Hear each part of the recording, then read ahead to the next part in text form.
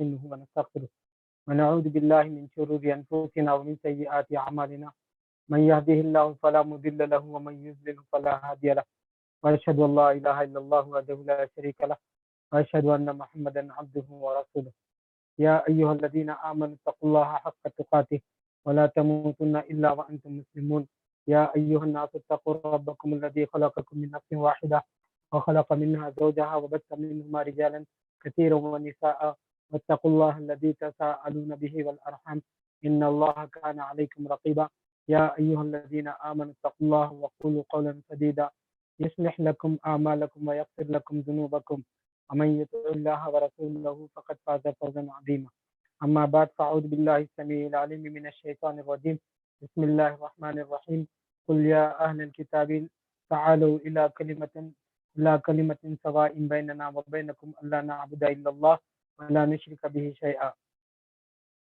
بہت ہی قدر کے لائق دائی حضرات،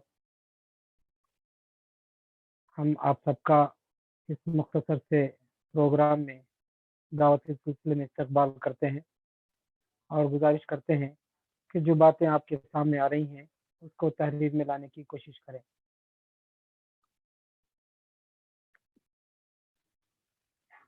میرا موضوع عیسائیت کا مختصر تعارف ہے اور اسی ضمن میں ہمیں ان کے درمیان کیسے کام کرنا ہے اس پر بھی گفتگو کرنی ہے.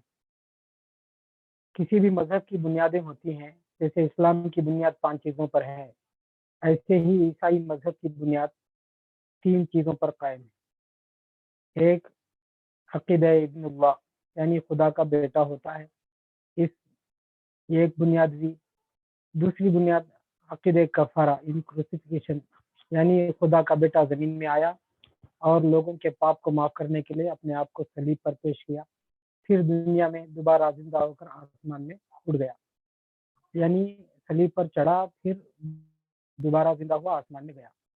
یہ دوسرا بنیادی عقیدہ ہے. تیسرا عقیدہ جو بنیادی عقیدہ ہے، اگرچہ کہ اس میں اختلاف ہے، جسٹس تقی عثمانی صاحب علیہ الرحمہ نے تیسرا حلول کو بیان کیا ہے، جبکہ ہمارے استاد ایک عیسائی پادری تھے، انہوں نے کہا کہ تیسرا جو عقیدہ ہے وہ ہے کہ جو ہے اللہم صلی علی جسٹس تقی عثمانی صاحب کے وہاں جو ہے حلول کا عقیدہ ہے. تیسرا ہمارے جو استاد کہتے تھے وہ تثلیث کا عقیدہ یعنی خدا کے 3 بیٹے ہوتے ہیں. جسٹس تقی عثمانی صاحب نے جو 3 باتیں بتائی، تثلیث، کفارہ اور حلول، یہ 3 عقیدہ انہوں نے بتایا. ہمارے استاد نے کہا کہ تثلیث، کفارہ اور ابن اللہ، یہ بس اس میں فرق ہے تھوڑا سا. باقی اکثر جو لوگ اس میدان میں کام کرتے ہیں ان کو زیادہ جو سابقہ پڑتا ہے وہ عقیدہ تثلیث اور کفارے کے عقیدے سے متعلق زیادہ سابقہ پڑتا ہے. اب رہا مسئلہ، جب اس مذہب کی بنیاد ہمیں معلوم ہو گئی کہ خدا کے جو ہے جو آسمانی مذہب ہے، جس کو یہ لوگ مانتے ہیں کہ یہ آسمانی مذہب ہے، اس کے 3 بنیادیں ان کے پاس ہے. یہ خدا کا بیٹا ہوتا ہے اور ایک خدا کے 3 حصے ہوتے ہیں، یعنی 3 خدا ایک بنتا ہے اور ایک خدا 3 بن سکتا ہے. اور اسی طریقے سے عقیدہ کفارہ یعنی خدا کا بیٹا زمین میں آیا اور سب کے گناہ کو معاف کرنے کے لیے صلیب پر چڑھا. یہ مختصر جو ہے ان کا تعارف ہوا ہے. اب رہا مسئلہ، اس کو ایک پادری کی نظر سے اگر ہم دیکھیں گے، مسلم نظریے سے ہٹ کر ایک عیسائی فادر کی حیثیت سے اگر اس کو دیکھیں گے تو ان کے پاس بہت سی باتیں ایسی ہیں جو اس کے تبلیغ کا موضوع ہے. اس میں سے ایک موضوع یہ ہے کہ بائبل جو ہے اس کے 2 حصے ہوتے ہیں، ایک عہد نامہ قدیم اور ایک عہد نامہ جدید. بائبل کہتے ہیں لاطینی زبان میں مختلف کتابوں کے مجموعے کو، اور اس کو ترتیب دی گئی عیسیٰ علیہ السلام کے 500 سال کے بعد. لگ بھگ یوں سمجھے کہ جس زمانے میں رسول اللہ صلی اللہ علیہ وسلم کی پیدائش ہوئی ہے تقریباً اسی زمانے میں اس کی ترتیب اور اس کی تدوین ہوئی ہے. اور اس کے اصول میں سے یہ ہے کہ اولڈ ٹیسٹمنٹ یعنی عہد نامہ قدیم میں انہوں نے اصول رکھا ہے کہ عیسیٰ علیہ السلام سے پہلے جتنی بھی باتیں عیسیٰ اور ان کی تعلیمات سے متعلق آئی ہیں ان سب کو اس میں جمع کر دیا جائے. اولڈ ٹیسٹمنٹ کا یہ خلاصہ ہے، یعنی عیسیٰ علیہ السلام اور ان کی تعلیمات سے متعلق جو بھی باتیں عیسیٰ علیہ السلام سے پہلے کے زمانے میں جتنی بھی کتابوں میں آئی ہیں ان ساری کتابوں کو عہد نامہ قدیم میں جمع کر دیا گیا.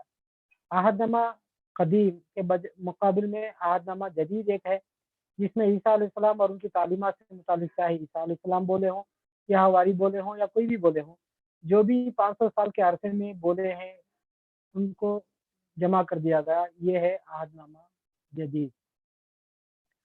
یہ سمجھو کہ یہ بائبل کا مختصر سا تعارف آپ کے سامنے آ گیا۔ بائبل کے دو حصے ہوتے ہیں، ایک عہد نامہ قدیم اور ایک عہد نامہ جدید۔ عہد نامہ قدیم میں عیسیٰ علیہ السلام سے پہلے کی کتابیں آتی ہیں اور عہد نامہ جدید میں عیسیٰ علیہ السلام کے بعد کی کتابیں آتی ہیں، جس میں عیسیٰ علیہ السلام اور ان کی تعلیمات سے متعلق باتیں آئی ہیں۔ اب ان کو پڑھنے کا اصول کیا ہے ان کے ہاں، اس کو بھی سمجھے بغیر لوگ جو ہے دعوتی میدان میں آ جاتے ہیں اور کام کرتے ہیں۔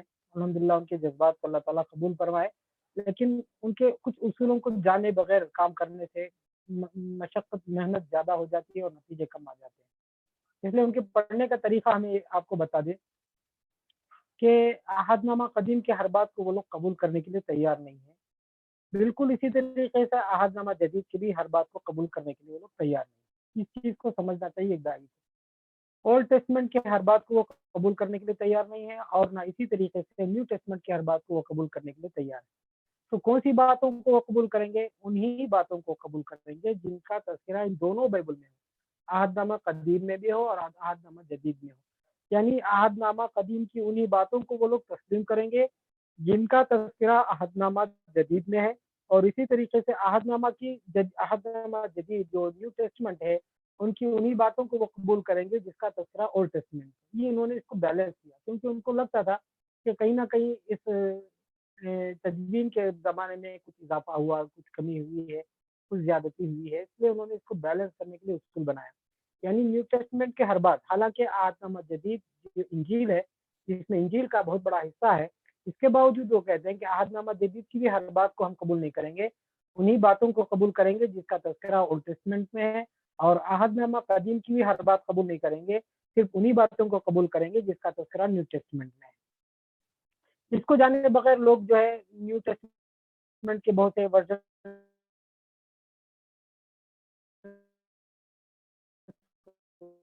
اٹھا لیتے ہیں اور جا کر فادر سے بات کرنے لگتے ہیں، دیکھو محمد پیغمبر کے بارے میں باتیں آئی، آپ کو ثابت کرنا پڑے گا اولڈ ٹیسٹمنٹ میں یہی باتیں وہاں بھی ہونی چاہیے۔ اسی طریقے سے کچھ لوگ وہاں سے نقل کرنے کی کوشش کرتے ہیں کہ عیسیٰ علیہ السلام کے بعد نبی آئیں گے، تو ان کو وہ پوچھا جاتا ہے کہ ٹھیک ہے وہاں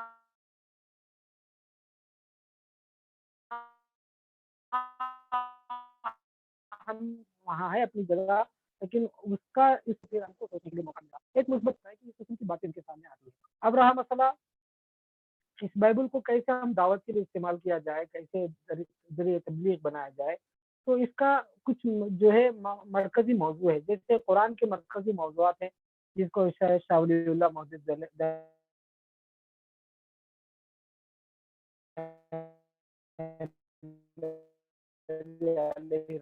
علوم خمسہ میں بیان کیا کہ 5 علوم میں ان کا عقیدہ ہے کہ اولڈ ٹیسٹمنٹ میں بھی بنیادی کچھ عقیدے ہیں، یعنی بنیادی کچھ موضوعات ہیں۔ ان موضوعات میں پہلا موضوع جو ہے یہ ہے کہ وہ تواریخ، یعنی بنی اسرائیل کے متعلق جتنے بھی واقعات ہیں اس کو اس میں جمع کیا گیا ہے۔ بنی اسرائیل کے بچے بچے کا نام اس میں ہے، بنی اسرائیل کے ہر واقعے کا تذکرہ ہے، اور یہاں تک کہ ان کا عقیدہ ہے کہ بنی اسرائیل میں سے جو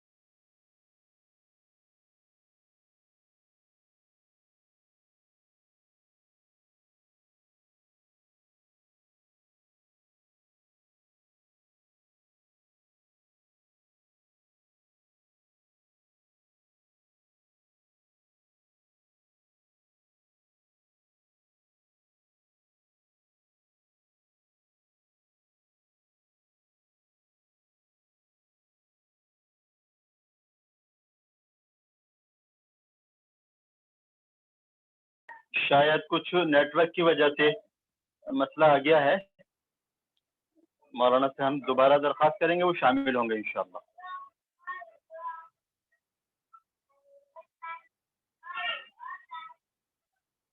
آپ حضرات تشریف رکھیں، میں رابطہ کرتا ہوں۔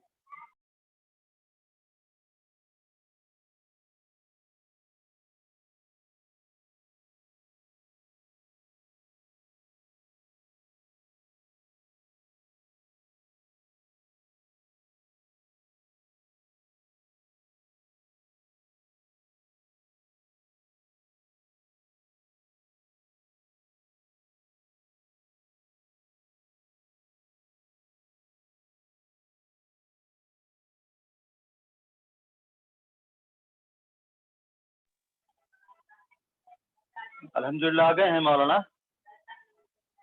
ज़रा थोड़ा नेटवर्क का मसला होता है ये ऑनलाइन में, ये शायद नेटवर्क का इशू हो रहा है बार-बार।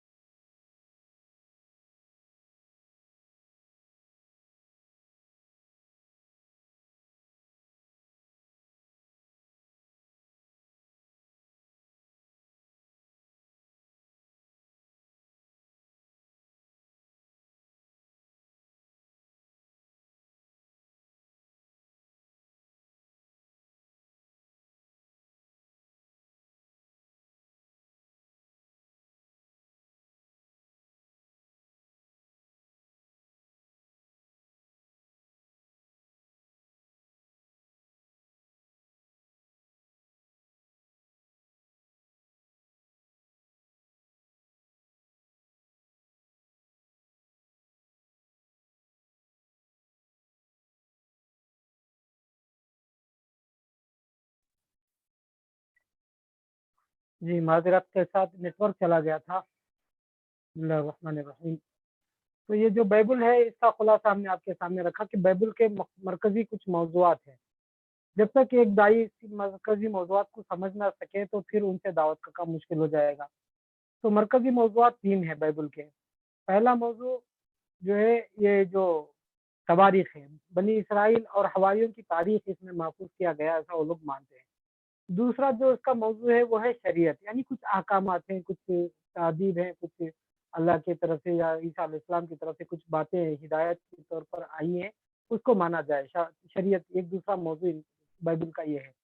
तीसरा मौज़ू जो बाइबल का है वो है पेशगोई, यानी ईसा अलैहिस्सलाम और उससे मुताबिक जो बातें उससे हटकर क़यामत तक की जितनी बातें होने वाली हैं, दुनिया में जितने वाक़यात होने वाले हैं, उन सारों का तज़किरा बाइबल में है, ऐसा उन लोगों का अक़ीदा है। इसलिए इस किताब को वो लोग बड़े दिल से लगा के चलते हैं, बड़े एहतराम के साथ चलते हैं। ना सिर्फ़ इसमें हमारे लिए हिदायत है बल्कि दुनिया ख़त्म होने तक की सारी बातें इसमें बयान की गई हैं। जैसे हर इंसान की तस्वीर बयान की गई है, हर चीज़ की तस्वीर बयान की गई है, जैसा उनका अक़ीदा है। जैसे असल में ये बिगड़ी हुई एक शक्ल है जो ईसा अलैहिस्सलाम पर ईमान लाने वालों की थी। ईसा अलैहिस्सलाम के मोजिज़ात में से एक मोजिज़ा ये था कि वो बाहर खड़े होकर घर के साज़ो-सामान के बारे में और घर में पकी हुई चीज़ों के बारे में तफ़सील बयान करते थे। ये ईसा अलैहिस्सलाम का मोजिज़ा था।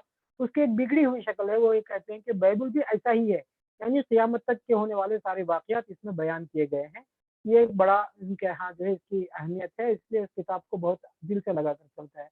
ऐसे में जब इनके दिल में इतना एहतराम है इस किताब का, तो फिर जो लोग दावत का काम करते हैं, जो दीन का काम करना चाहते हैं, वो लोग अगर बाइबल की गलतियाँ से कीड़े निकालने की कोशिश करें, तो ज़ाहिर बात है, जिस किताब का इतना एहतराम है, वो समझते हैं कि वो हिदायत की किताब है और इसी तरीके से इसमें आगे की बातें हैं और क़यामत तक के पहले की जितनी बातें हैं, सारी हिदायत की बातें इसमें हैं और क़यामत की निशानियाँ हैं। ये सारी चीज़ें जब है तो इस किताब पर आप उँगली उठाएँगे तो ज़ाहिर बात है एक चिढ़-सी पैदा हो जाएगी और उसके रद्द-ए-अमल में वो लोग भी जो है कुरान के खिलाफ आवाज़ उठाते हैं, प्यारे रसूल सल्लल्लाहु अलैहि वसल्लम के खिलाफ आवाज़ उठाते हैं। इसका एक रद्द-ए-अमल होता है। इस्लाम ने जो मिज़ाज सिखाया है वो ये है कि आप उनके बातिल खुदाओं को गाली ना दो, अनजाने में वो अल्लाह से मुतालिब भी गाली बकने लगेंगे। ज़ाहिर बात है यही कुछ हालात जो है दावत के मैदान में हो रहा है। पिछले कई सालों से मुसलमान ने जो दावत का जो नहज इख्तियार कर लिया था, वो ये था कि उनकी किताबों की गलतियाँ निकाल कर बताओ। तो इसकी वजह से उन्होंने भी जो है इस्लाम के जो है गलतियाँ ढूँढना शुरू की और कुरान की गलतियाँ ढूँढने की। हालाँकि उसमें ना कोई गलती मिल सकती है और ना क़यामत की सुबह तक कोई इसमें नक़्स पाया जा सकता है। फिर भी उनकी एक एड़ी-चोड़ी की कोशिश होती है कि मुसलमानों को भी ऐसे ही भड़का दिया जाए, जैसे वो लोग करते हैं। तो ये हुआ बाइबल से मुतालिक उनके एहतराम और उनके मिज़ाज और उनके उसूल और उनके जो मौज़ूआत से मुतालिक बातें हैं। जब ये बातें उनके सामने है कि क़यामत तक की बातें जो है बाइबल में बयान की गई हैं, तो इसी को आप उसूल बनाकर काम कर सकते हैं। इसी मिज़ाज को आप रखकर बुनियाद बनाकर आप बात कर सकते हैं। उनसे पूछ सकते हैं कि आपका बाइबल के अक़ीदे क्या है? बाइबल के बारे में आपका अक़ीदा क्या है? बाज़ लोग जब फँस जाते हैं तो कहते हैं कि हम सब ये सब चीज़ों को नहीं मानते। बाज़ लोग तो जब इनको पहले से पूछ लिया जाए कि आप इस बात को मानते हैं कि क़यामत तक की बातें इसमें बाइबल में बयान की गई हैं, तो हाँ, वो लोग जब कहने लगते हैं कि हाँ, क़यामत तक की बातें बाइबल में बयान की गई हैं, क़यामत की निशानियाँ, पेश-गोइयाँ सब उसमें हैं, जब ये लोग मान लेते हैं, तो उनके सामने ये बात को रखना आसान हो जाता है कि जब क़यामत से पहले होने वाले दुनिया के बड़े-बड़े इन्क़लाबात के बारे में तफ़सीलात आई हैं, तो मोहम्मद पैगम्बर के बारे में बाइबल ख़ामोश क्यों है?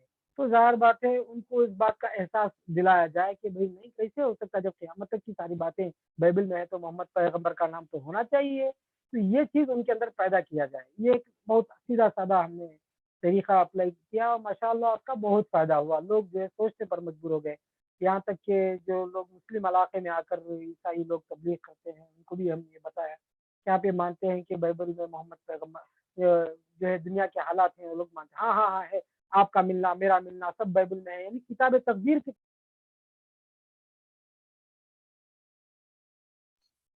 हमने उसको बुनियाद बनाकर कहा कि जब हमारा आपका तज़किरा है, हमारे घर के पकी हुई चीज़ों का नाम उसमें आया है, सारी तफ़सीलात हैं, तो मोहम्मद पैगम्बर का नाम क्यों नहीं है? ये बात जो है उनको ज़रा सोचने पर मजबूर कर देता है। या तो आप उसको इस एंगल में नहीं पढ़े हैं या आपको किसी ने मिसगाइड कर दिया है। इससे अच्छा है कि आप उनको ही मुजरिम ठहराएँ, किसी दूसरे पर इल्ज़ाम लगा दें और कहें कि किसी ने आपको मिसगाइड कर दिया है। उनको किसी फ़ादर के खिलाफ ना भड़काया जाए क्योंकि उनके दिल में उसका एक एहतराम रहता है। एहतराम ख़त्म कर देंगे, हो सकता है फ़ादर मुसलमान भी हो जाए तो कल के दिन उसको तकलीफ़ हो।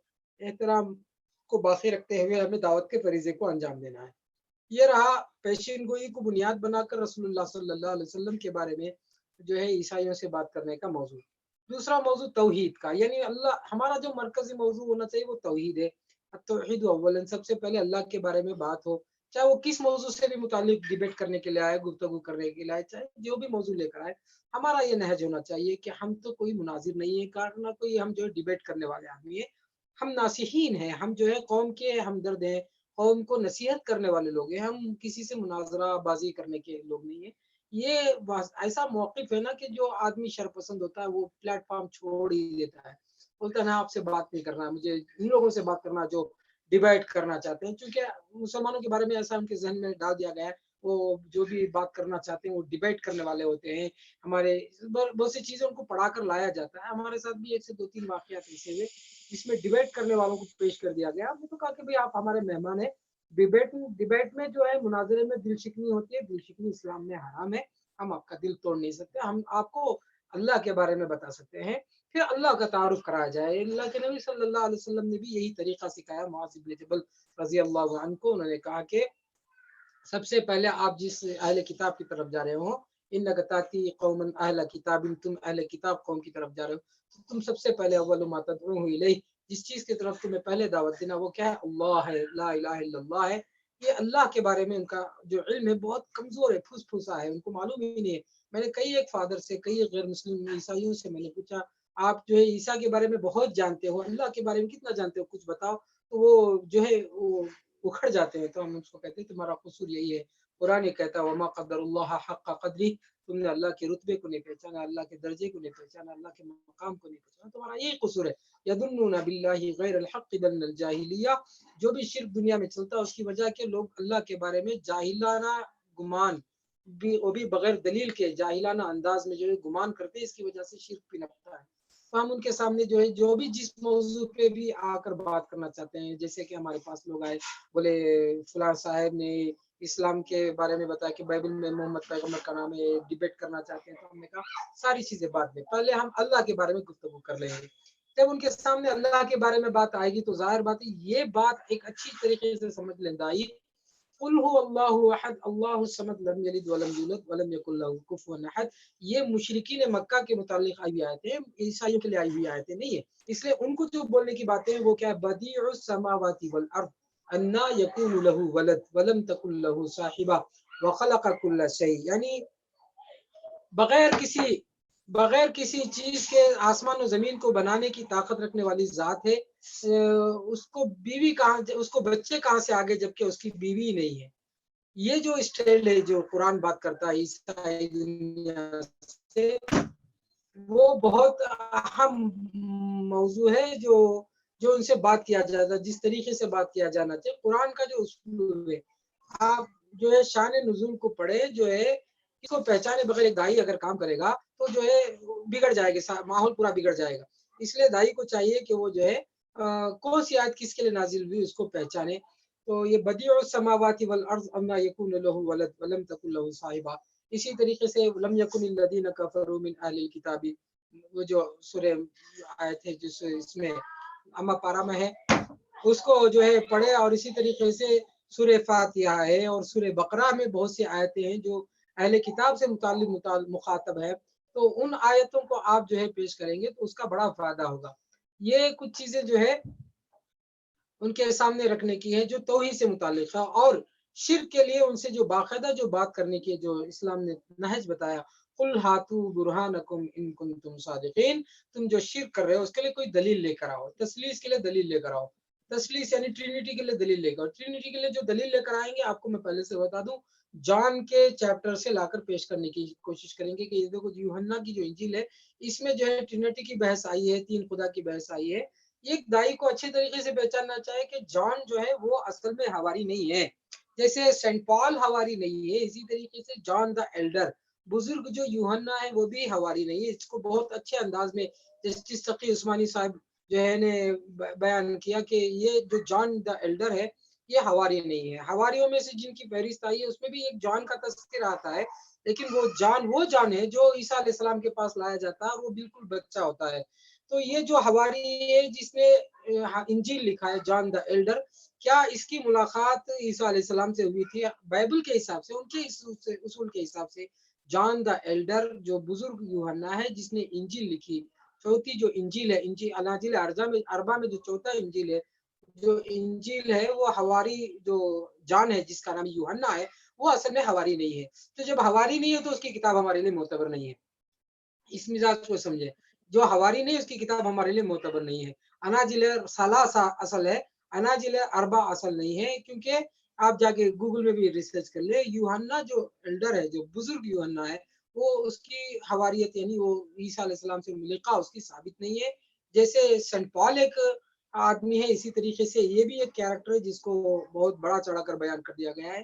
سارا بکواس جو تثلیث کا ہو یا عقیدہ کفارہ کا ہو، یہ ساری چیزیں جان دا ایلڈر سے لی گئی ہے، اور جان دا ایلڈر سے لے کر بزرگ یوحنا سے لے کر سینٹ پال نے بھی تحریر کی ہے، یہ سارے لوگوں کو لیٹر میں انہوں نے لکھا ہے، سارے کا مرجع جو ہے جان دا ایلڈر ہے۔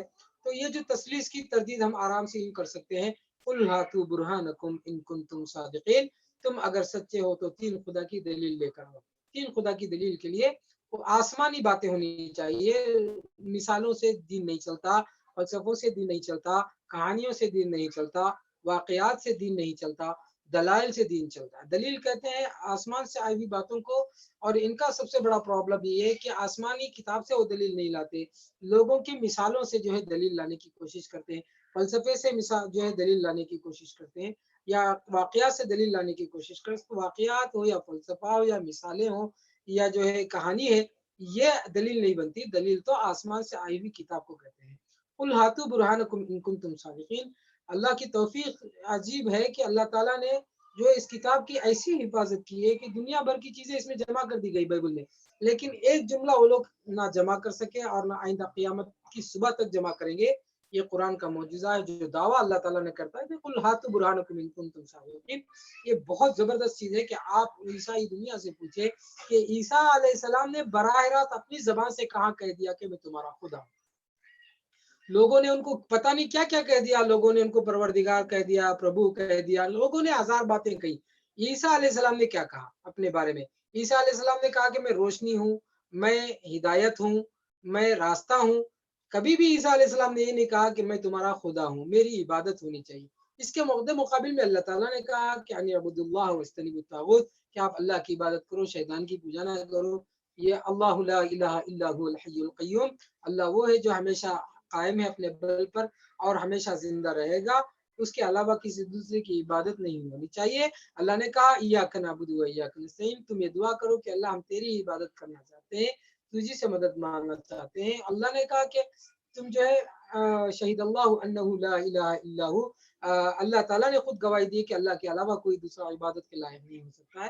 ایسے قرآن میں بہت سی جگہ اللہ تعالیٰ نے واضح الفاظ میں کہہ دیا کہ اللہ کے علاوہ کسی دوسرے کی عبادت نہیں ہونی چاہیے، اللہ تعالیٰ چاہتا ہے کہ اس کی عبادت ہو۔ ایسے واضح الفاظ میں قرآن جیسے کہتا ہے، ایسا عیسیٰ علیہ السلام نے کہاں کہہ دیا کہ میں تمہارا خدا ہوں، میری عبادت کرو۔ یہ الفاظ کو ذرا نوٹ کر لیں، میں تمہارا خدا ہوں اور تم میری عبادت کرو۔ ایسے واضح الفاظ عیسیٰ علیہ السلام نے کہاں کہہ دیے؟ لوگوں نے ان کو خدا بنایا، لوگوں نے ان کو جو بہت کچھ کہا، لوگوں نے بہت کچھ مرتبہ دیا۔ عیسیٰ علیہ السلام نے اپنے جملے، اپنے الفاظ سے ایسے کہاں کہہ دیے کہ میں تمہارا خدا ہوں اور تم میری عبادت کرو؟ ایسا جملہ پورے بائبل میں اس لیے نہیں ہوا کہ اللہ تعالیٰ نے ان کو موقع ہی نہیں دیا، اللہ نے ان کو پورا موقع ہی نہیں دیا۔ بہت کچھ کوششیں کی انہوں نے، بڑائی چڑھائی بہت کچھ ہوئی، لیکن یہ چیز کا اضافہ نہ بائبل کے اندر کیا گیا نہ باہر کیا گیا۔ اس کی اللہ تعالیٰ نے جو ہے قُلْ هَاتُوا بُرْهَانَكُمْ إِن كُنتُمْ صَادِقِينَ، جو دلیل اللہ تعالیٰ کہتا ہے نا کہ تم شرک کے لیے دلیل لے کے آؤ، تو یہ چیلنج جو قرآن کا ہے قیامت کی صبح تک ہے، تو اللہ نے ان کو وہ موقع ہی نہیں دیا کہ وہ کتاب میں ایسی جملے ٹھوس دیں جہاں سے جو ہے شرک کی ابتدا ہو جائے۔ ایک بات یہ، دوسری بات ہو گئی۔ تیسری بات، ایک تو تسلیس کی تردید ہو گئی، دوسرا توحید کی دعوت ہو گئی، تیسرا رسول اللہ صلی اللہ علیہ وسلم کی طرف رسول اللہ صلی اللہ علیہ وسلم کی طرف لوگوں کو کیسے بلایا جائے، اس پر بھی بات ہو گئی۔ اب رہا مسئلہ عقیدہ کفارے کا، یعنی کروسیفیکیشن کا عقیدہ، جس پر اصل میں ہمارے تجربے کے حساب سے لگتا ہے کہ کروسیفیکیشن کا جو عقیدہ ہے، یعنی عقیدہ کفارہ کی بنیاد پر پوری عیسائی دنیا قائم ہے۔ یہ بہت عجیب بات ہے کہ جس پر پوری عیسائی دنیا 500 سال قائم تھی، یعنی عیسائی دنیا یہ بول رہی تھی، مسیحی دنیا یہ کہہ رہی تھی کہ خدا کا بیٹا زمین میں آیا، تو قرآن نے اس کا انکار کر دیا۔ قرآن نے کہہ دیا کہ خدا کا بیٹا نہیں ہو سکتا، جب اس نے بیوی نہیں رکھی تو خدا کا بیٹا نہیں ہو سکتا۔ اور لوگوں نے کہا کہ جب بغیر باپ کے پیدا ہوئے تو ایک کم چمتکار ہے، تو اس کا مقام ہے۔ تو اللہ تعالیٰ نے اس کا جواب دے دیا، قرآن نے کہہ دیا کہ مثل عیسیٰ عند اللہ کمثل آدم۔ آدم کی آپ مثال دیکھ لو، آدم کو باپ بھی نہیں، بچے بھی، ماں بھی نہیں ہے، تو ان کو تو ماں بھی ہے، اس کو آدم کو تو ماں بھی نہیں ہے اور باپ بھی نہیں ہے۔ خلقہ من تراب ثم قال له كن فيكون، اللہ تعالیٰ نے جب کہہ دیا آدم کو ہو جا تو آدم کا وجود ہو گیا۔ ایسے ہی عیسیٰ علیہ السلام کے بارے میں بھی ہو گیا حکم، اللہ نے کہا کہ عیسیٰ تو پیدا ہو جا، تو عیسیٰ پیدا ہو گئے۔ یہ سب اللہ کے حکم سے متعلق ہے، اللہ کا مقام چونکہ انہوں نے نہیں پہچانا، اس لیے شرک کے دروازے کھل گئے، تردید جو ہے ابن اللہ کا ایسا ہو گیا۔ اب جو دنیا میں خدا آتا ہے تو خدا کا بیٹا آتا ہے، یہ تو ہو ہی نہیں سکتا۔ دوسری بات، خدا کی شکل جو ہے انسان کی طرح کیسے ہو سکتی ہے؟ اللہ تعالیٰ کو کسی نے دیکھا نہیں ہے۔ بہت سے لوگ جو ہے یہ حدیث سے کوٹ کرنے کی کوشش کرتے ہیں، جو عیسائی لوگ جو پڑھے لکھے لوگ ہوتے ہیں وہ لوگ کوشش کرتے ہیں، وہ بتانے کی کوشش کرتے ہیں کہ اللہ تعالیٰ نے اپنے آدم علیہ السلام کو خلق الآدم علی صورہ، آدم علیہ السلام کو اللہ نے اپنی صورت سے بنایا۔ یہ خلق الآدم علی صورہ، اللہ نے آدم کو اپنے صورت سے بنایا، اس سے مراد جو ہے اس کی نسبت اللہ کی طرف نہیں ہے، بلکہ آدم کو اس کی صورت سے بنایا، یہ اس کا مراد ہے۔ اس کو جو ہے غلط طریقے سے، بھونڈے طریقے سے پیش کیا جاتا ہے۔ خلق الآدم علی صورتہ، یعنی آدم کو اللہ نے اپنے صورت پہ نہیں بنایا، حقیقت میں یہ کہ آدم کو اللہ نے آدم کی صورت سے بنایا، یہ اس کا ترجمہ ہوتا ہے، کیونکہ ہی کی ضمیر جو سب سے قریب ہوتی ہے اس کی طرف لوٹ کر جاتی ہے۔ گرامر کا ایک اصولی بات ہے، گرامر کی ایک اصولی بات ہے۔ دوسری بات جو آپ آئیں گے، پھر اس زمین میں خدا آیا ہے اور پھر خدا کا بیٹا آیا ہے، ان کا یہ ماننا ہے۔ اور کیوں آیا ہے؟ آدم کے پاپ کو معاف کرنے کے لیے، جبکہ ہمارا یہ عقیدہ ہے وَلَا تَزِرُ وَازِرَةٌ وِزْرَ أُخْرَى، ایک کا جرم دوسرے پر تھوپا نہیں جاتا، یہ اللہ کا اصول ہے، قیامت تک یہ اصول رہے گا۔ تمہارا پاپ تمہارے ساتھ رہے گا، دوسرے کا پاپ دوسرے کے ساتھ رہے گا، قیامت کے دن انصاف ہوگا۔ دنیا میں بھی یہی اصول اللہ کا چلے گا کہ ایک کا پاپ دوسرے کے سر پر نہیں آئے گا۔ تو جب آدم جو غلطی کی ہے، ہمارا تو یہ ماننا ہے کہ اللہ تعالیٰ نے ان کو معاف کر دیا۔ اگر کیے آپ کے عقیدے کے حساب سے اگر مان لیا بھی جائے، اگرچہ کہ ہم اس کو نہیں مانتے، پھر مان لیا بھی جائے تو یہ ہمارا عقیدہ یہاں رک جاتا ہے۔ کہا جاتا ہے کہ آدم کا گناہ آدم کے نسل پر منتقل نہیں ہوتا، جیسے کہ ان لوگوں کا عقیدہ ہے کہ آدم کا گناہ منتقل ہوتا رہا، یہاں تک کہ اس میں موسیٰ علیہ السلام بھی بہ گئے، ابراہیم علیہ السلام بھی بہ گئے، نوح علیہ السلام بھی بہ گئے۔ پورے انبیاء ان کے نظر میں جو ہے قابل معتبر، قابل اعتبار نہیں ہے سوائے عیسیٰ علیہ السلام کے۔ اس کے لیے سارے نبیوں کو جو انہوں نے سیکنڈ کیٹیگری کے نبیوں میں ڈال دیا۔ اس لیے اسلام نے جو باتیں مطلب لا نفرق بین احد من رسلی، نبی جو ہے، جو قرآن جو نازل ہوا ہے، اس کے اصولوں میں سے ہم کے نبی اور رسولوں کے درمیان کوئی جو ہے موازنہ نہیں کر سکتے، اور نہ کسی کو بڑھا کر کسی کو کم करके दर्जा बयान किया जाता है। इस्लाम बैलेंस की बात करता है, ला नुफर्रिकु बैन अहदिन मिन रसूलिही, हम किसी को रुतबे में कम ज्यादा नहीं कर सकते, किसी में तफरीक नहीं कर सकते, ये अलग करके हम बात नहीं कर सकते, ये इस्लाम का मिजाज है। उनका ये मानना है कि इसमें जो है फर्क होता है। ये आदम अलैहिस्सलाम का गुनाह चूंकि नस्ल दर नस्ल आया था, तो सिवाय ईसा के सारे जो है गुनाह के अंबिया थे, नऊज़ु बिल्लाहि मिन ज़ालिक। इसलिए हमारा ये अकीदा बन गया सलफ सालिहीन का कि सारे ही अंबिया मासूम अनिल खता है, सारे ही नबियों से कोई गलती नहीं हुई। ये भी उसी के रद्द अमल में अकीदा बना हुआ है। अब आगे चलकर जो ईसाई दुनिया ये कहती है कि ईसा अलैहिस्सलाम को सलीब पर चढ़ाया गया, तो खुदा है तो उसको सलीब पर कैसे चढ़ाया जा सकता है? एक तो खुदा है तो जमीन में आया कैसे, और आया है तो उसको सलीब पर कैसे चढ़ाया जा सकता है? ये ऐसा सवाल है जिसको वो लोग जवाब नहीं दे सकते। वो कहते हैं कि ममनू सवाल है। सवाल बात 3 सवाल ऐसे हैं उनके यहाँ जो ममनू है, यानी खुदा 3 कैसे हो सकते हैं, 3 खुदा 1 कैसे हो सकते हैं? दूसरा सवाल जो ममनू है कि आसमान से खुदा कैसे जमीन में आ सकता है, इस जमीन में कैसे आ सकता है? तीसरा है कि अगर खुदा आया है तो उसको सलीब पे कैसे चढ़ाया जा सकता है? इस अकीदे की तरदीद में वो लोग कहते हैं कि इसका सवाल ही ना किया जाए। ये उनकी बुनियादी उसूलों में से है। तो ये वहाँ भी ये लोग फँस जाते हैं। फिर अगर आगे चलकर ये वो लोग मानते हैं कि ईसा अलैहिस्सलाम को जो है सलीब पे चढ़ाया गया। इसको 500 साल से बोला जा रहा था। 500 साल यानी ईसा अलैहिस्सलाम के बाद से लेकर नुज़ूल कुरान तक इस अकीदे को ईसाई दुनिया मान रही थी कि ईसा अलैहिस्सलाम को सलीब पर चढ़ाया गया, ईसा अलैहिस्सलाम को सलीब पर चढ़ाया गया। तो ईसा इस्लाम के बारे में सीधा-साधा इस्लाम ने जो बयान कर दिया, वमा क़तलूहु वमा सलबूहु वलाकिन शुब्बिह लहू। दूसरी जगह कहा कि अल्लाह ताला ने वमा क़तलूहु यकीना, यानी 500 साल जिस अकीदे को लोग मान रहे थे, इस्लाम ने तो 2 ही जुमले में उसको खत्म कर दिया। यानी अल्लाह ताला ने 2 ही कलाम से उसको खत्म कर दिया और कह दिया साफ अल्फाज में कि ईसा अलैहिस्सलाम को लोगों ने ना कत्ल किया है, ना सूली पर चढ़ाया गया है, ये चढ़ाए हैं, बल्कि लोग कंफ्यूज कर दिए गए। दूसरी जगह अल्लाह ने कहा कि वमा क़तलूहु यकीना, लोगों ने उनको यकीनन कत्ल नहीं किया। इसी बात जो अल्लाह ताला ने कह दी, तो इनके 500 साल के अकीदे पर हमला हो गया। असल में ये मसला है। हमारे तजर्बे के हिसाब से इनके यहाँ इब्नुल्लाह और तस्लीस का अकीदा सेकेंडरी है। सबसे बेस जो अकीदा है, बेसिकल जो अकीदा है, वो अकीदे कफारा है। कुरान ने उस पर लंबी बहस नहीं की, बहुत ही आसानी से उसको क्लोज कर दिया, चैप्टर क्लोज कर दिया। और अल्लाह ने कहा कि इनको लोगों ने कत्ल ना किया और ना सलीब पर चढ़ाया गया, बल्कि लोग कंफ्यूज कर दिए गए। और दूसरी जगह अल्लाह ने कहा कि लोगों ने इनको कत्ल ही नहीं किया यकीनन। ये ऐसा अकीदा है, इसको आप कैसे बात करेंगे? कुल हातु बुरहानुकुम इन कुंतुम सादिकीन, तुम सच्चे हो तो लेके आओ, तुम भी दलील लेके आओ क्रूसिफिकेशन के अकीदे की, हम भी वहां से जवाब लेके आएंगे। क्रूसिफिकेशन के रद्द में बहुत सी, यहाँ भी आपको बाइबल में भी बातें मिल जाएंगी, जहां जहां क्रूसिफिकेशन के तस्करा है उसके जवाब में भी बातें बहुत सी आएंगी। क्या इसका मुआजना करते बैठेंगे, या आसान तरीका क्या है? आसान तरीका ये है कि आप उनके सामने कुरान का मोजिजा पेश करें। कुरान का मोजिजा पेश करें। कुरान का जो एजाज है वो उनके सारे बातिल को जो है खत्म कर देगा। जो कुरान का मोजिजा है, मिसाल के तौर पर वो आम आवाम के लिए भी बहुत आसान है। मैं बड़ी-बड़ी मोजिज़ाती बातें नहीं करता हूँ, साइंटिफिकल डिस्कशन की बात नहीं करता हूँ। जो अरबों से अल्लाह ताला ने मुतालबा किया कि इस तरीके का कोई कुरान लेके आओ, वैसे बड़े चैलेंजेस की बात नहीं करता हूँ। तहफ़्फ़ुज़ कुरान को मैं बुनियाद बनाकर बात कर सकते हैं। जैसे कुरान है, सूरह फातिहा है, सूरह फातिहा बच्चा-बच्चा पढ़ लेता है। कोई गलत पढ़ लिया तो पूरा बच्चा पकड़ लेगा कि मतलब एक छोटी-सी गलती को भी उम्मत बर्दाश्त नहीं करेगी।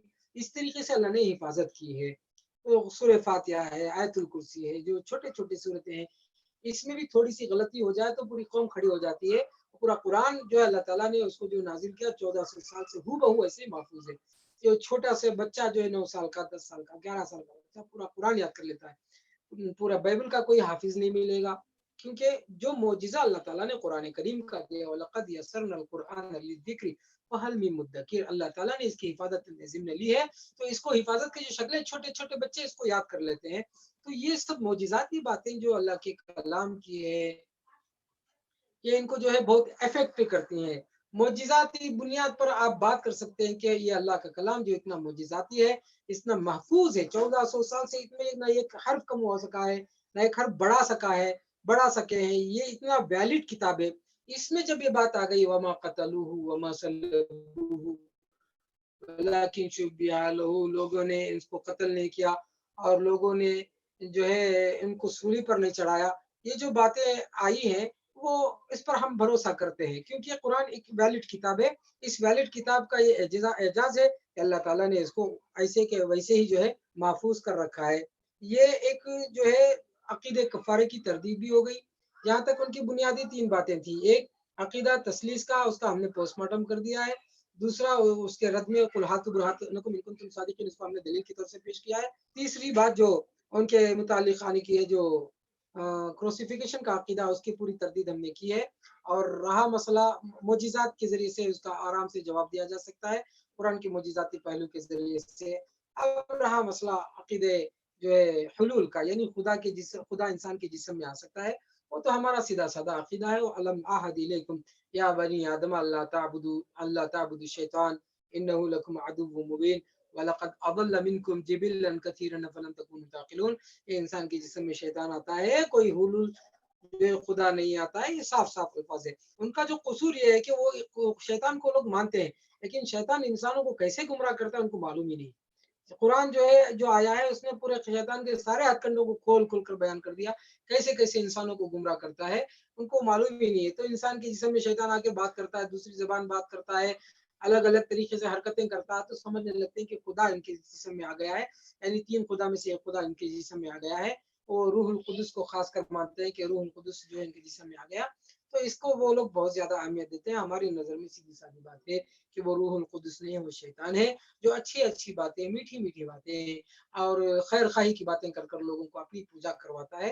یہ سیدھی سادی جو حلول کا عقیدہ ہے، اس کے تردید میں بھی یہ بات آپ کے سامنے آ گئی۔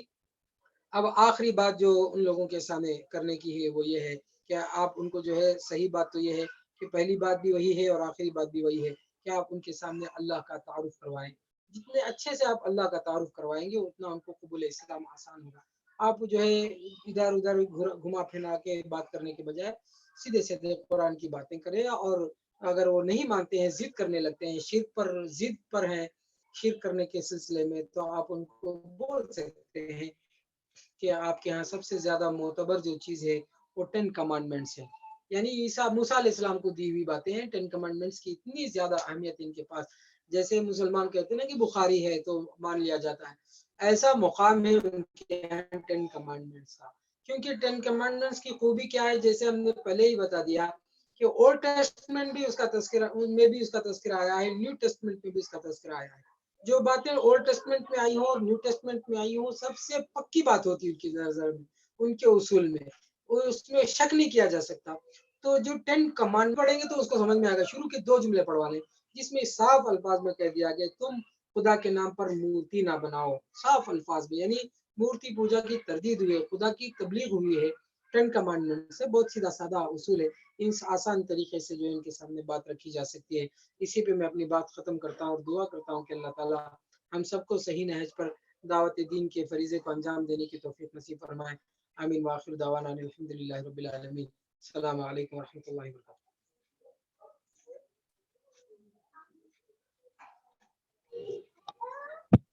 ہلو جی ہلو بولیے۔ السلام ہلو علیکم ورحمۃ اللہ وبرکاتہ۔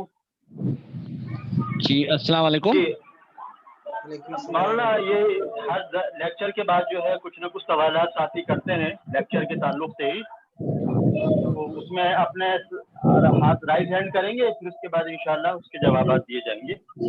تو ابھی ہمارے جنید صاحب آپ سے سوال کرنا چاہ رہے ہیں۔ جی السلام علیکم۔ وعلیکم السلام ورحمۃ اللہ۔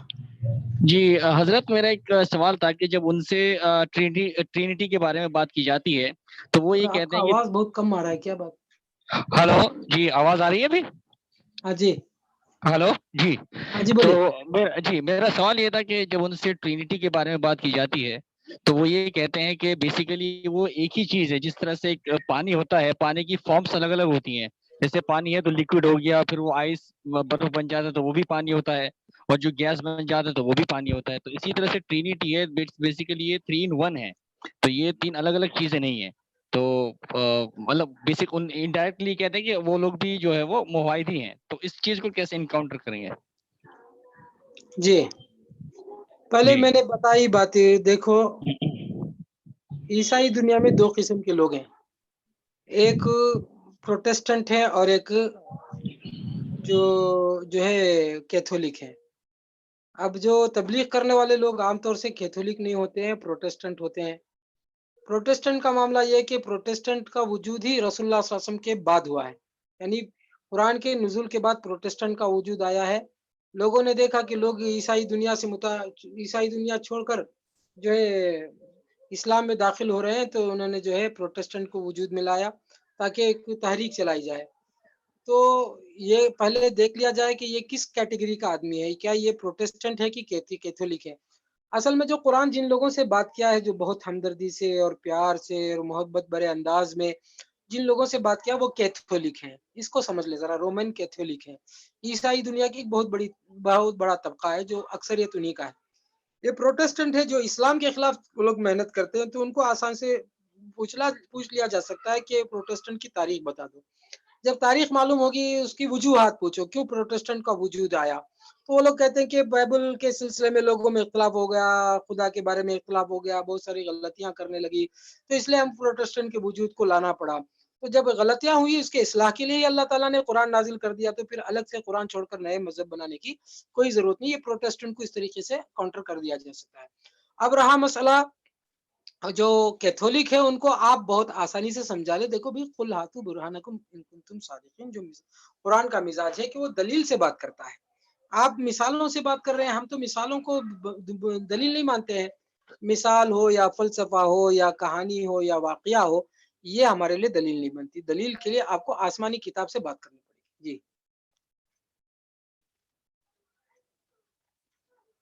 جی جزاکم اللہ خیر۔ اور کوئی ساتھی سوال کریں تو اپنا رائز ہینڈ کریں۔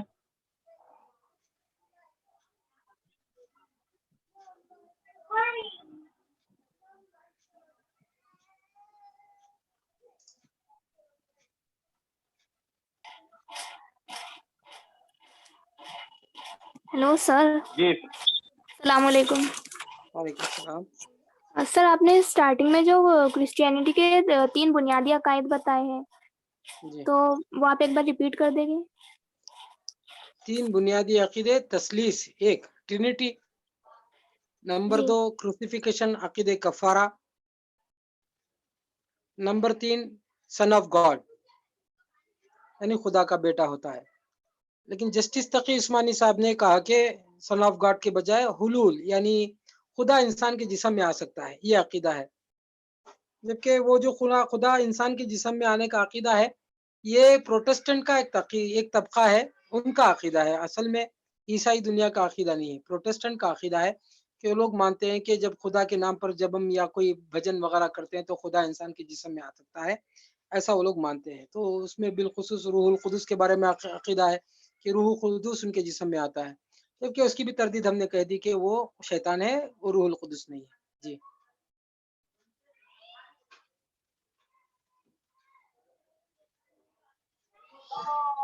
جزاکم اللہ۔ اور کوئی ساتھی کوئی سوال کرنا چاہتے ہیں تو رائز ہینڈ کریں۔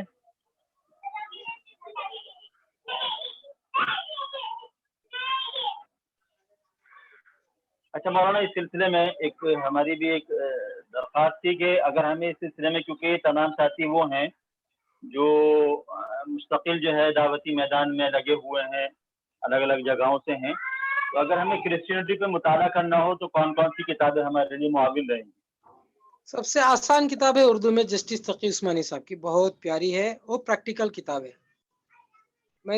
میں جو سبق سیکھا، ایک عیسائی فادر سے میں نے سبق سیکھا، انتقال ہو گیا، MC محمد اسلام بھی قبول کر لیے وہ، تو ان کو میں نے استاد بنا کر پورا علم لیا، اور ان سے میں نے کہا تھا کہ جب آپ عیسائی دنیا میں تھے تو عیسائی مذہب کو کس طریقے سے پیش کرتے تھے، اس پورے ان کی چیزوں کو میں نے محفوظ کیا۔ جب میں جسٹس تقی عثمانی صاحب کی کتاب کو پڑھا تو مجھے لگا کہ جو زندہ واقعہ جو MC محمد صاحب نے لکھا ہے، وہ کہا ہے، وہ زندہ کتاب عیسائیت کیا ہے، اس میں مکمل پوری باتیں آ گئی ہیں، کچھ اختلاف کے ساتھ ضرور، جیسے بنیاد کے سلسلے میں کچھ عقیدہ ہے، باقی بہت اچھی کتاب ہے، ایک دائی کو پڑھ لینا چاہیے۔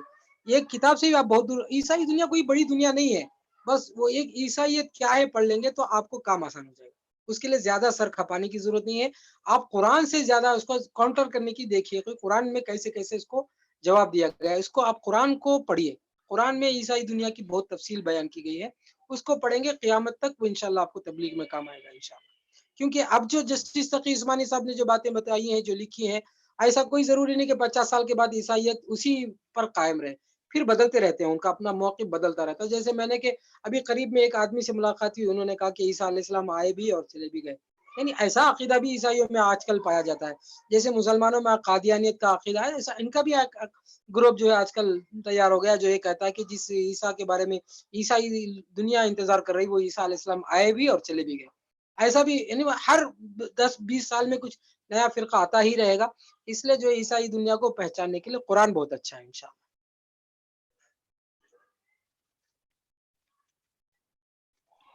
جزاکم اللہ خیر۔ اور کوئی ساتھی ہیں تو اگر اپنا سوال کرنا چاہیں تو رائٹ ہینڈ کریں یا چیٹ میں لکھ دیں۔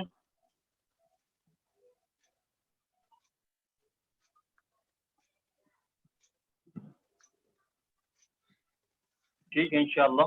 بہت بہت شکریہ مولانا، آپ نے مختصر وقت میں بہت ہی جامع اور دخول غیر سے معنی گفتگو کی، جزاکم اللہ خیر۔ ایک ہماری ایک اور ساتھی آئی ہیں، ان کا رائٹ ہینڈ کر رہا ہوں میں آپ کا مائک۔ جی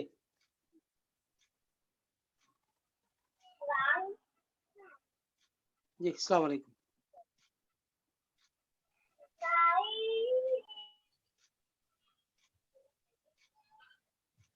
ہلو جی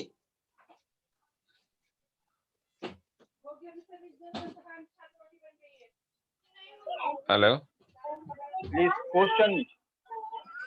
السلام علیکم۔ وعلیکم السلام ورحمۃ اللہ۔ جب کرسچینٹی جو ہے، جو عیسائیت اپنے صحیح چیز پہ ہے ہی نہیں قائم، تو پھر ان سے نکاح کیسے جائز ہے؟ جب اللہ نے جائز کہہ دیا تو آپ کو کیا اعتراض ہے؟ نہیں، یہ تو حکم عیسائیت اللہ جو کا ہے وہ بات صحیح ہے، یہ تو عیسائیت مورتی پوجا والی ہے۔ نہیں، یہ جو اس کو عیسائیت ہے مورتی فرق پوجا کرنا والی، پڑے ہندو گا میں آپ کو۔ عیسائی تو جب فرق کیا ہے؟ کوئی فرق نہیں ہے، وہ بھی مورتی آپ پوجتے ہیں، یہ بھی مورتی پوجتے ہیں۔ ہاں ٹھیک ہے، لیکن جب اللہ نے اجازت دی تھی تو ہمیں زیادہ سوال نہیں ہے۔ البتہ بھارت میں جو عیسائی دنیا ہے ہاں وہ اصل میں عیسائی نہیں ہے، وہ لوگ تو یہاں بت پرست ہی ہے، ایک ہاں، مورتی کا اضافہ ہو گیا بس اتنا ہی۔ بس اور کیا ہی کہنے کا مطلب ہے۔ ٹھیک ہے، جزاک اللہ خیر۔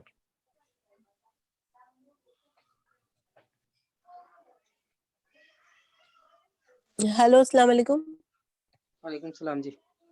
جی میں نے یہ سنا تھا ایک جگہ سے کہ یہ جائز تو اللہ پاک نے کہا ہے قرآن میں، مگر یہ شروع کے جو اس وقت ہوتے تھے اہل کتاب ان کے لیے تھا، کیونکہ اب تو ان میں کافی تبدیلی آ گئی ہے۔ وہ اس وقت کتاب پہ بھی ہوتے تھے صحیح، اور اب وہ کتاب پہ نہیں ہے، اب بالکل کفر شرک میں مبتلا ہیں، تو اب جائز نہیں ہے، ایسا ہمیں بتایا گیا تھا ایک جگہ سے۔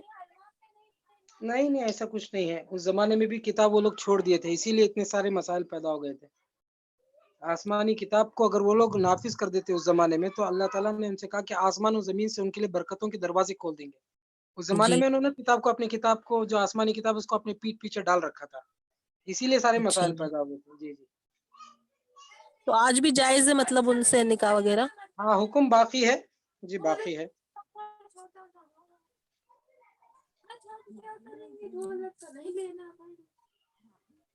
حکم باقی ہے، لیکن اس سلسلے میں ایک بات یہ بھی سمجھنی چاہیے کہ یوں کہا گیا ہے وَلَا تَنكِحُوا الْمُشْرِكَاتِ حَتَّى يُؤْمِنْ، اگر ان کے اندر شرک پایا جائے تو پھر ان سے نکاح نہیں کیا جائے گا۔ تو ان کو جو ہے وہ بیسک بنیاد جو ہے وہ ہے کہ اگر وہ ان کے اندر توحید پائی جاتی ہے اور توحید کے ساتھ ساتھ وہ سچے پکے اہل کتاب ہیں تو پھر ان سے نکاح ہوگا، تو پھر ان سے بات کی جائے گی۔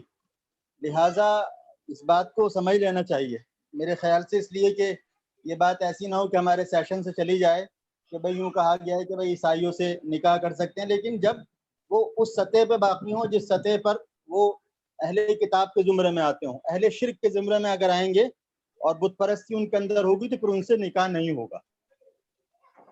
جزاکم اللہ۔ اب میرے خیال سے سیشن کمپلیٹ کرتے ہیں۔